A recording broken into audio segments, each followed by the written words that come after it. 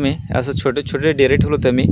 आणि डेरे का ठेवलं म्हणजे हे जो चिंच काय तुम्ही तुम्हाला दाखवलं पुढे येतं सगळं हे सगळं बघता सगळं गवारीचं झाड लावलं होते.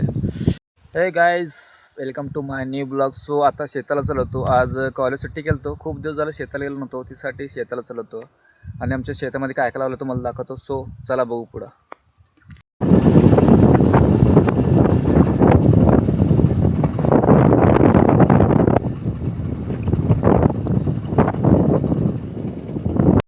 गाईज आता शेतामध्ये घालतो आणि आमच्या शेतामध्ये काय काय तुम्हाला दाखवतो. फर्स्ट तर हे आमचं पत्रशेड आहे आणि आता पत्रशेडमध्ये सगळं जे वस्तू आहे तिथं आत ठेवतं, खात बीत आणि सगळं जे पाईप आहे तिथे मटेरियल सगळं आत ठेवतात. आणि इथं हे एक नारळ झाड आहे आणि इथं अजून एक मोठं नारळ झाड आहे आणि याला बारीक बारीक नारळ उठत होतं. सो आणि पुढं इथं केळीचे 2-3 छोटे झाड आहेत आणि तिकडं लेमनचं झाड आहे. सो पहिला केळी उठत होते आणि सगळं ते झाडं सगळं वाढवते. आता परत ते छोटे परत उठत होते झाडं. सो तुम्हाला काय काय शेतामध्ये लावलं तुम्हाला दाखवतो. फर्स्ट तर इकडं बघू आपण.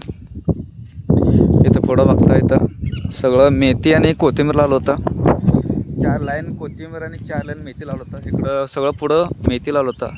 आता हे लावून एक 15 दिवस झालं वाटतं अराऊंड. इथं बघता सगळं छोटे छोटे उडत होते आणि हे सगळं 4 लाईन सगळं मेथीचे लाईन होते. आणि इकडं पुढं सगळं कोथिंबीरचं लाईन आहे तुम्हाला दाखवतो. हे आणि हे पलीकडचं कोथिंबीरचं लाईन आहे आणि पुढं तिकडं अजून सगळं भाजीपाला लावलं होतं ते पण तुम्हाला दाखवतो. सो बघू पुढं तिथं गाय इथं बघता तुम्ही.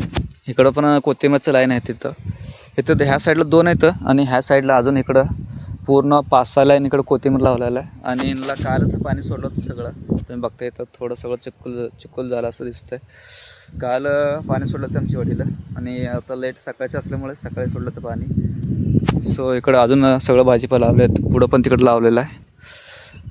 सो अगोदर आमच्या शेतात तिथं सगळंकडं ऊस लावलं होतं आणि ऊस लावलं होतं आम्ही एक 15 दिवस झालं. तर नंतर डेपू जाळलं होतं. त्यासाठी जे ऊस होतं ना सगळं सगळं ट्रॅक्टर लुटर मारून टाकलं आम्ही. सगळं ते ऊस सगळं छोटे छोटे कांडके पडलं होते इथं. ते डेपू जाळल्यामुळं ऊस जे आहे ते सगळं जाळलं होतं. त्यासाठी आम्ही सगळं ट्रॅक्टर मारून परत जे सगळं भाजीपाला लावलं होतं. सो इथं आणि पलीकडे आमच्या काकाचं शेत आहे. त्यांच्या शेत आहे ना त्यांच्या शेतात ऊस लावलं होतं त्यांनी. आमच्या जे आम्ही ऊस लावलो होतो त्यानंतर 1-2 महिने त्याने लावलं होते. त्यांचं जेव्हा डेपू रिपेअर झालं होतं तेव्हा त्याने ऊस लावलं होतं. त्यांचं ऊस चांगलं झालं. पण आम्ही जेव्हा ऊस लावलो होतो तेव्हा सगळं डेपू जाळल्यामुळं सगळं आम्ही ट्रॅक्टर मारलं होतं. सो त्यासाठी नंतर डेपू सगळं रिपेअर केल्यानंतर आम्ही सगळं भाजीपाला लावलं होतं. सो आता हे सगळं भाजीपाला झाल्यावर परत आम्ही ऊस लावणार आहोत. बघू आता त्यांचे काय म्हणते तर पुढं काय होतं. ऊस लावतो नाही तर दुसरं काय तर लावायचं आहे. तुम्हाला पुढं दाखवतो अजून पुढं काय काय काय तुम्हाला दाखवतो पुढे येतं सगळं हे सगळं बघता सगळं गवारीचं झाड लावलं होते आणि हे सगळं बारीक बारीक आलते असं पूर्ण इकडं सगळंकडं लावलं होतं आम्ही. आणि यांना पण काल पाणी सोडलं होतं.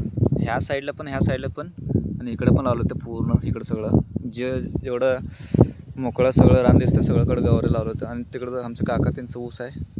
त्यांचं ऊस चांगलं आलं आहे. आमचं सगळं डेपू जाळ्यामुळं ऊस सगळं जाळलं होतं. आणि तुम्हाला विहीर दाखवतो. विहिरीमध्ये तर पाणी नाही आहे. पहिला आम्ही विहिरीमध्ये पाणी सोडत होतो पण ते पाणी उगं ठेवून काय उपयोग म्हणून सगळं आम्ही सगळीकडं ड्रिप करून मग विहिरीमध्ये पाणी सोडलं नाही. सगळं विहिरीमधलं पाणी सगळं आटलेलं आहे. बघा तुम्ही सगळं विहीर सगळं खालीच आहे. पहिला सोडत होतो बट आता नाही सोडत आहे. सगळं ड्रिप केल्यामुळं सगळं वरचंच पाणी होतं. आणि ह्या साईडला ड्रिप केलं नव्हतं आणि आमच्या काका शेतात ते सगळं ड्रिप केलं होतं. आमचं पण केलं होतं पण ते ऊस जाळ्यामुळे सगळं ड्रिप काढलो. नंतर आम्ही असं पाईप लावून सगळं पाणी सोडत होतो.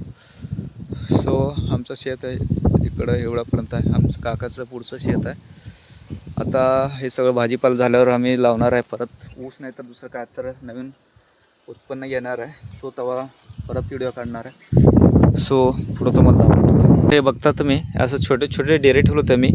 आणि डेरे का ठेवलं म्हणजे हे जो चिंच झाड आणि जांभळाचं झाड आहे त्यासाठी आम्ही इथं डेरा ठेवलं होतो. आणि याच्यामध्ये काल पूर्ण असं पाणी भरलं होतं आम्ही पण आता सगळं पाणी संपलेलं आहे. असं बारीक बारीक ह्याच्यामधलं जे पाणी भरलेलं आम्ही त्यामधलं थेंब थेंब खाली पडत होतं. जास्त पाणी टाकायचं गरज नाही, हळूहळू पडत जाते. असं आपलं ड्रेपचं कसं पाईपलाईनचं सगळं पाणी कसं ह्याच्यामधलं पाणी जात होतं. आणि त्याच्यामुळं काल आम्ही पाणी भरून ठेवलं होतं ह्याच्यात. सो काल भरून ठेवलं होतं, सगळं साईडचं वल्लं झालं होतं, पूर्ण असं वल्लं झालं होतं. आणि असं कधी तर भरून ठेवतो आणि पूर्ण वल्लं असतं आहे, सारखं सारखं पाणी द्यायचं गरज नसते. आणि हे सगळं आम्ही काल भरून ठेवलं होतं आणि आज सगळं साईडला वल्लं झालं होतं.